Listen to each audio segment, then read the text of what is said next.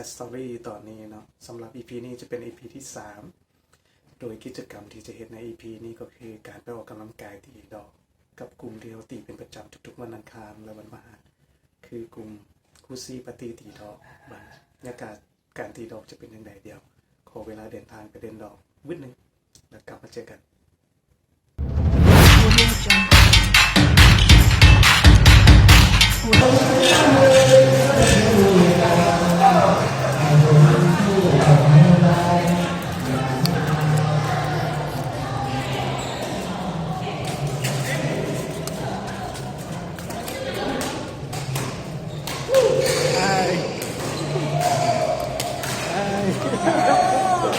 อาจจะมาฮอดอ่ะ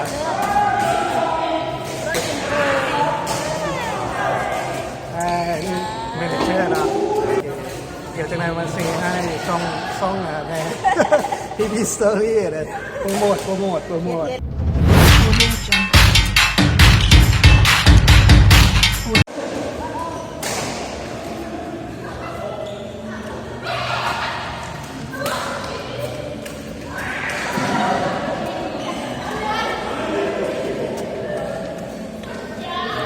บรรดาสมาชิก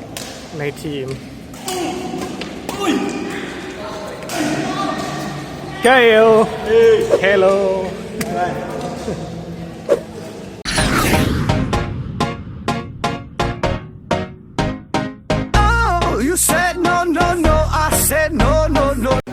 สบายดีมาตีได้วันนี้วางไงนะแหละผู้มา5:30ไงนะคือว่าย่ำบ้วยๆอยู่หัวสิมา5:30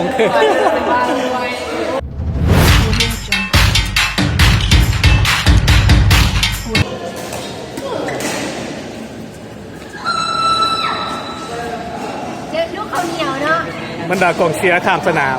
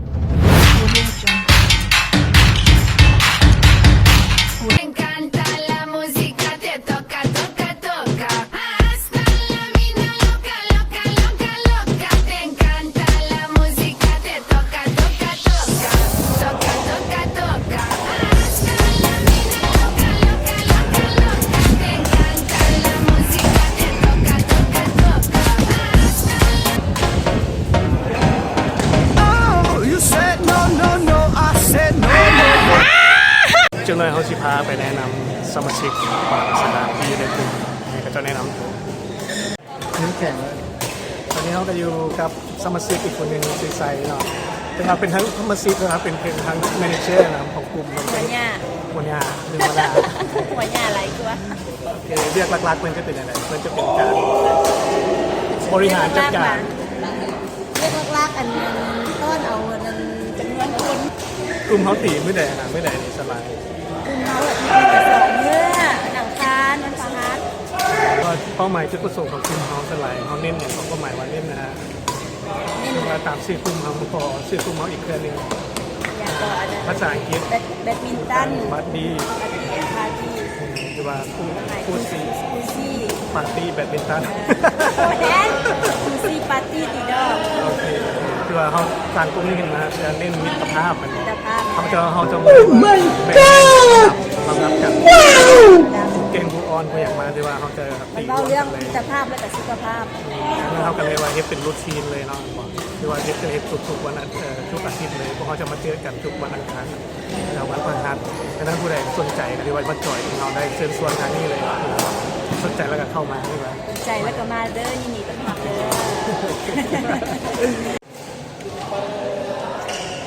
อ บายดี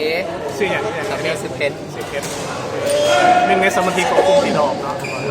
อันนี้ก็เป็นสมาชิกที่ว่าแอคทีฟที่สุดด้วย เกียมเนาะมาตรงตัวเวลา เป็นรุ่นทีมเลยตั้งแต่ยินด้วยจะบอกว่า วันอังคารนั่นก็2 มื้อนั้นเนาะใจมักมือฝนตกยังซื้อสุดมาเปลี่ยนเลย โอเคขอบใจครับ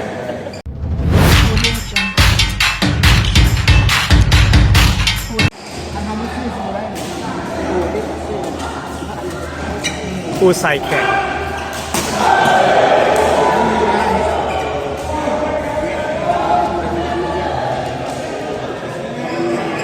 ฝากนั่นก็จะมีแอร์อะไรกันมีเล็กเนาะทีมฝากบางนั้นแอร์ใส่เสื้อสีส้มฝากนี้ก็จะมีตุ้ยตุ้ยรู้สึกอย่างก่อนไอเพชรเนาะคู่นี้ก็จะมีตุ้ยแล้วก็ไอเพชรอะไรอย่างแต่นี่จะดูการปะทะกันกับคู่ใส่แข่งใส่พวกแข่งกันได้แต่นางเชียร์อยู่นอกเลย All right, gentlemen, I want you to repeat after me, just how I do it. Ready? Your turn. So deep. Very good.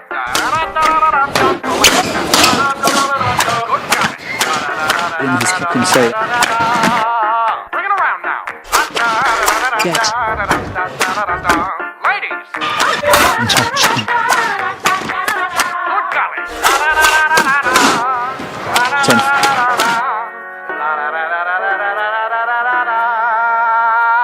Yeah.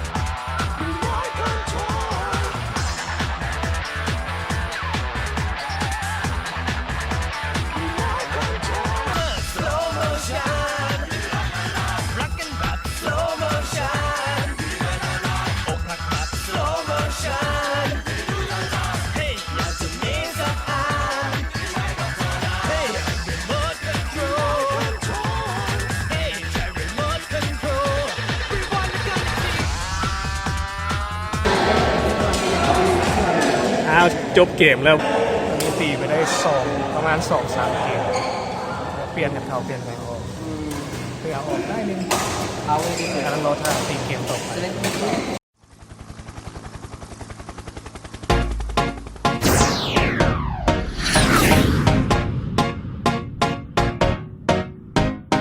Oh, you said no, no, no. I said no, no, no, no. You say take me home. I said no, Perignon. You said no, no, no. I said no, no, no, no. สมาชิกทั้งไฟแข่งไฟกลางไฟจะรวมตัวกันกันเองครับเอาตอนนี้เขากำลังอยู่อีกนึงกับ1 สมาชิกเราแนะนำตัวแน่เพื่อนสมาชิกเป็นนะไบรอันโอเคสุดท้าย ไรบ่อัน ไบรอันบอมันมีคนที่ว่าซื้อไบรอันแต่ว่าข้างๆนี่มันไบรอัน ๆไปวัน อันนี้ก็จะเป็นทาเลนต์ของเราแต่พรสวรรค์เราได้ร้อยบอกที่นี่เชื่อมาตีเป็นประจำ แน่นๆมาทุกๆทิศเนาะทิศหนึ่งครับบางที2-3 เดือน ช่วงนี้เห็นอย่างอยู่แน่ที่ว่าได้ยินว่าซิเปิดธุรกิจโมเมนต์อ่ะ ส่วนนี้กำลังเปิดห้านอาสาสปอร์ตเด้อเป็นเพื่อนกีฬาแล้ว ใส่โปรโมทเลยเนาะนี่นะ ยืนแถวใด ห้านอาสาสปอร์ตอยู่บ้านบางแจใกล้กับบริษัทเนาะไปได้ แคมทางเลยบอก นะ แคมทาง งาน เลย แค บ ม อก ทางง่ายเลยนะการไป ว้าวน่าสนใจ ได้ยินว่าเป็นเสื้อกีฬาที่ว่าคุณภาพดี แม่เป็นเครื่องของแท้แล้วเนาะ แล้วก็สแกนความหมายว่าสแกนปิ้น สกรีน ปิ้นเนาะ สกรีนเราดีไซน์ดีสกรีน เขาไปติดตามที่เพจ ส่งโปรโมชั่นไปจัดเลยเขา เดี๋ยวเปิดห้างเราจะพาไปลองงานเนาะไปลองงาน แต่ว่าเขาอยากเบิ่งสีมือการตีดอกของเพิ่นแต่ว่ามาเบิ่งมันตีที่นี่ก็ได้เนาะทุกวันอังคารประกาศเปิดฝั่งนี้แล้วว่ายังคือเปิดมามอนี่อยู่28เดือนไหนเดือนนี้ปลายเดือนนี้ประมาณแต่ว่ารักเข้าไป พัด เบิ่ง ลมเลยเขาเป็นพัดลมเลย แม่รักเข้าไปเบิ่งเพจเราด้วยว่าเชื่องามแล้วก็การออก สปอร์ตเข้าไปเบิ่งเลยเนาะเนี่ยเพจดี นี่ยังไงนี่เสื้อกับเนี่ย หลังๆเป็นเสื้อคนกับสกรีนของแบบเลย เกือบยังค่ะ เครื่องกีฬาที่ดอกเครื่องแลนด์ยังทันมาเถอะอนาคตจะนำเข้ามาเรื่องเครื่องกีฬา พันน้ำเข้าพันด้ามเลย เอาเข้า ตัวมูบอกว่าช่วงนี้เป็น 7,500 ขีดมาแล้วผมไม่ ชื่อเครื่องกีฬา1ชุดที่ว่าเป็นแถบเอสโรตียังไง ต้องเซฟให้กินแน่นอนเลย ว่ามันมีหลายคนนอกจากขายเครื่องกีฬาแล้วคนยังเด็กโรตีเนี่ย อันนั้นระบาดเทียบกันระบาดหรือว่าจริงๆเนี่ย บัวเรายืนซองแถวแล้วก็หมายว่าโปรโมท โอ้เดี๋ยวจะได้จ้างกันเราจะไปกอดกันเลยบางเพจก็จะได้สปอนเซอร์คนได้ต่อไปเราจะได้สปอนเซอร์คนได้ เราก็เฮ็ดเพจไปแล้วที่ว่า เพื่อนถ้ามีคนพูดเราจะได้ เดี๋ยวนี้พูดบอกว่ามีคนติดตามเท่าไหร่40 ล้านคน ตัดเล็กซื้อรถแก๊สตัวมัน มานั่งลบเลข0ออกลบไปลบมาเอ้าเหลือแต่40 คนอีกหนึ่งสมาชิกในเฮาส์อย่างนี้นะตัวนี้ อ๋อนี่หว่าซิเลนเด้อ คือเลนมันตีเป็นประจำนะเนาะ แมนมาตลอดเลยบางทีก็ค้านแต่ว่าเดี๋ยวโซนนี้ก็มาตลอดหรอกเพื่อสุขภาพ เพื่อสุขภาพแต่ว่ามันมีสายยาอีกสายยาหนึ่งว่าเป็น ต้องกระบะข้างขาว เป็นพรีเซนเตอร์ บางข้างขาว เป็นอัมบาสเดอร์นะ อันนี้จะผ่อนคลายหลังจากตีแล้วกับโซนหมูผ่อนคลายหน่อยนึงไว้ซีเรียสหลาย คือว่าจะเปิดอีเวนต์แบบนี้ นั่นคือน้องไก่เนาะสาวไก่สบายดีทักทายแนะนำตัว สกายเด้อจะอยากมาตีกับมาตีน้ำมันเขาได้ วันคานกับวันพาอันที่เดินบันเดอร์เรย์ แต่ว่าไก่นี่มีความสามารถหนึ่งที่ว่าแบบว่าอยากแนะนำหนึ่งที่ว่าเป็นพิธีกรที่ว่าเลิศที่สุดแม่นแล้วเราเคยเป็นพิธีกรงานกีฬาตีดอกนี่นะ ขอบใจ ทั้งเก่งภาษาอังกฤษเลยกัน อยากพูด พิธี เป็น กร จังไก่ต้องมาติดตาม to call on our badminton community chair อยากเอิ้นประธานคุณจัดการแข่งขันนี้ขึ้นมา This beautiful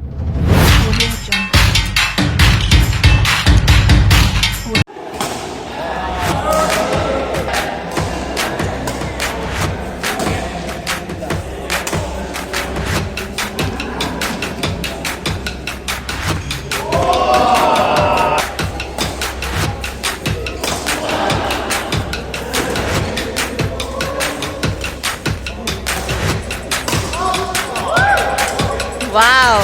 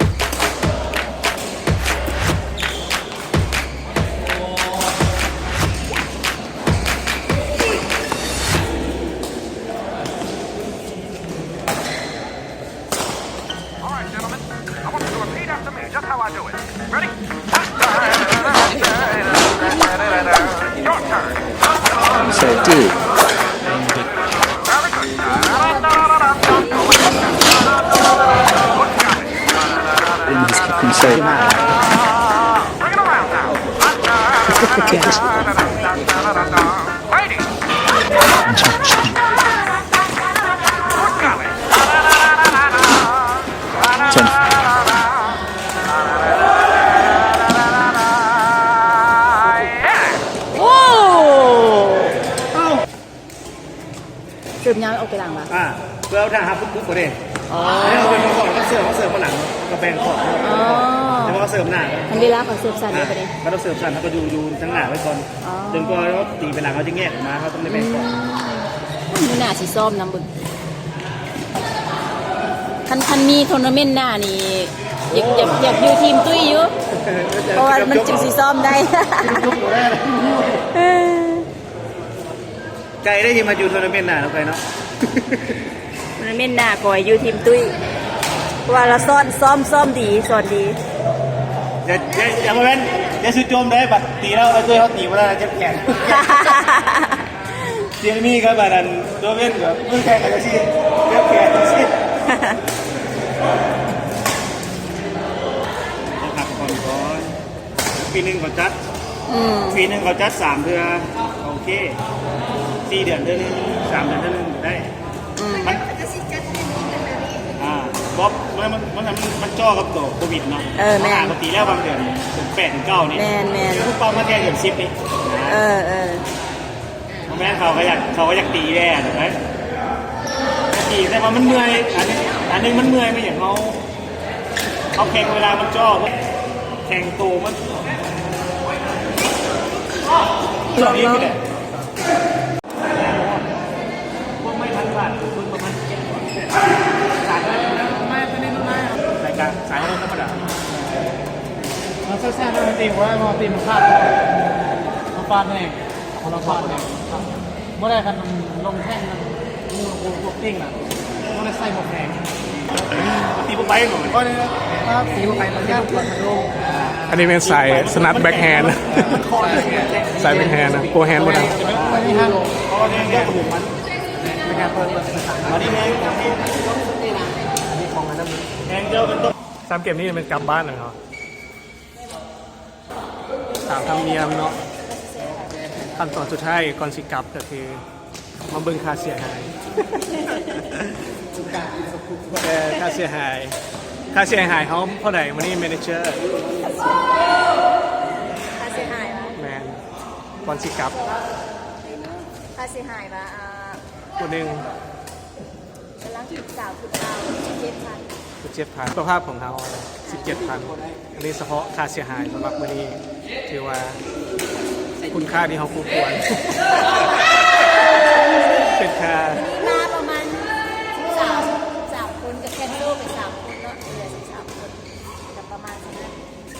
บางเทื่อกับมาเซาไปแต่ว่ากิจกรรมหนึ่งของเขาก่อนหลังจากค่าเสียหายทุกครั้งเขาจะมีการถ่ายรูปรวมเนาะเดี๋ยวนี้ห่างหายเป็นดนเลย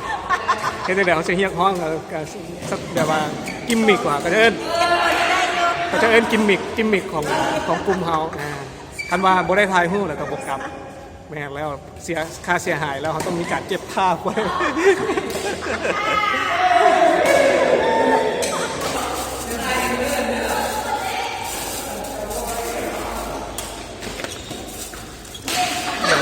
กลับบ้านแยกย้าย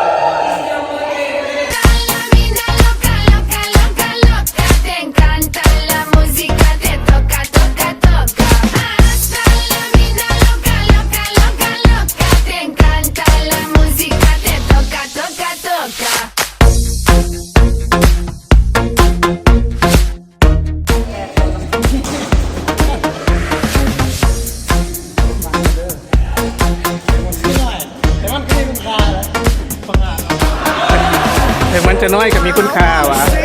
เวลามันพังงาดขึ้นมาซึ่งเอาแต่พังงาดเนี่ยไปแสนอยู่ที่พังงาดไปแสนเวลามันพังงาด